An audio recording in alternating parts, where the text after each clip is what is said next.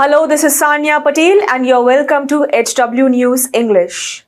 Following a widespread outcry over the brutal rape and killing of a student doctor in Kolkata, the centre has instructed all medical facilities to report any incidents of violence against doctors to the police within 6 hours.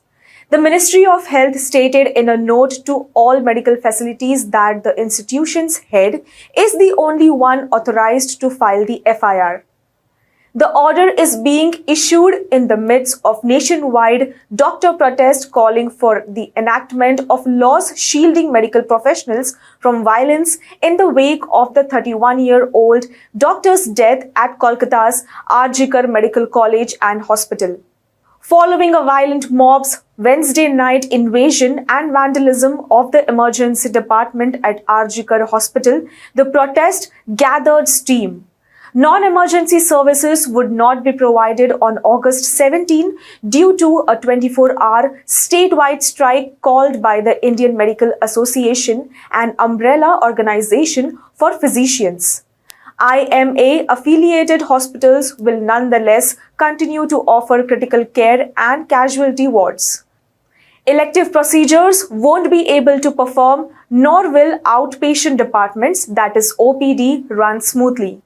The statement said, and I quote, after the brutal crime in Arjikar Medical College in Kolkata and the attack unleashed on the protesting students on the eve of Independence Day, that is Wednesday night, the Indian Medical Association declares nationwide withdrawal of services by doctors of modern medicine from 6 a.m. on Saturday, that is 17 of August 2024, to 6 a.m. Sunday, that is 18th of August 2024. According to reports, the Central Bureau of Investigation, Kolkata, has summoned 4 doctors from Arjikar Medical College and Hospital on Friday in the midst of the ongoing protest over the rape and death of a trainee doctor. The 4 doctors have been called to the CGO complex's CBI office.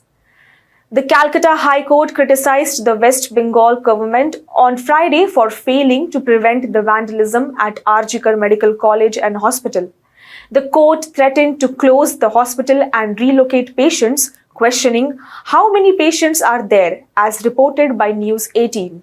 Chief Justice T.S. Shivagananam condemned the state administration, highlighting the police's inability to provide protection during the incident despite a force being present.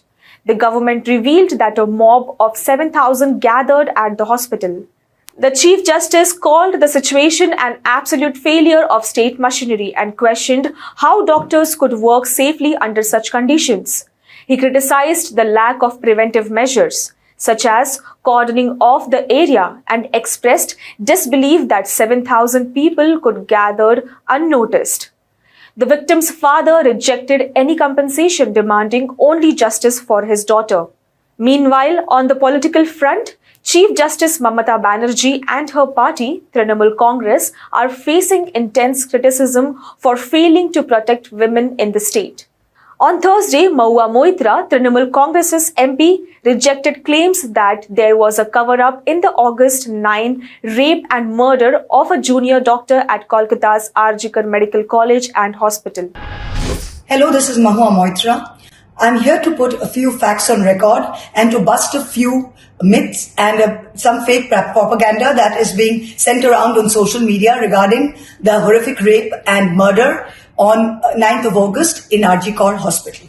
Number 1, there is a figure of 150 grams of bodily fluids being floated around by responsible media. The first thing to remember is that the autopsy, the post-mortem, was carried out in the presence of a judicial magistrate, in the presence of 3 doctors as witnesses, and in the presence of the family. The entire procedure was videographed. It was not possible to tamper with anything.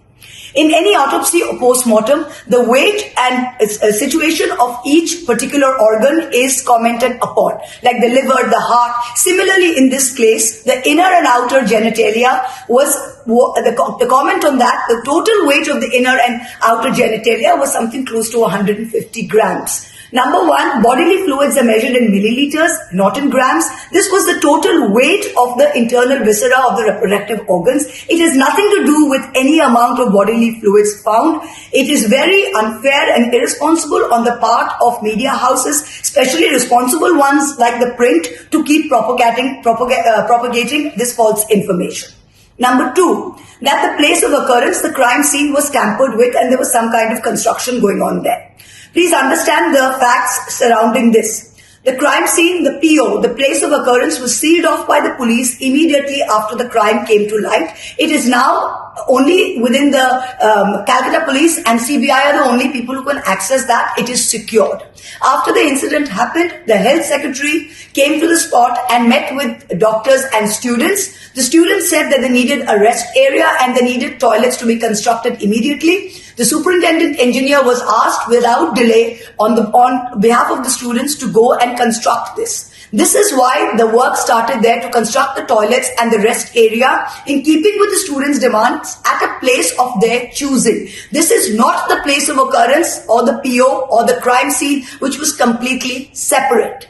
Number three, that there was somehow an inquiry committee set up to investigate the mental health or the psychiatric condition of the victim. This is complete and utter rubbish. After the 9th of August, when the FIR was filed and the police took over the investigation, an internal administrative committee board was set up as is normal standard operating procedure in any situation like this, to see if there were any lapses on the part of the hospital.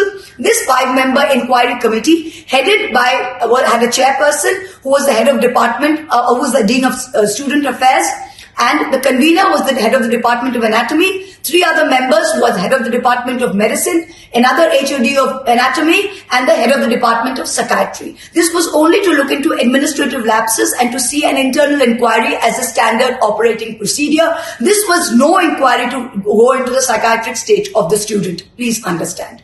These are 3 important things one needs to keep in mind. Thank you very much. Well, that's all for this news report today. Thank you for watching HW News English. Download our app Shorts to get the latest news and updates. Stay ahead with our cutting-edge news app. Instantly access the latest shorts in just 1 minute and breaking news in just 50 words. Download now for a smarter, faster news experience.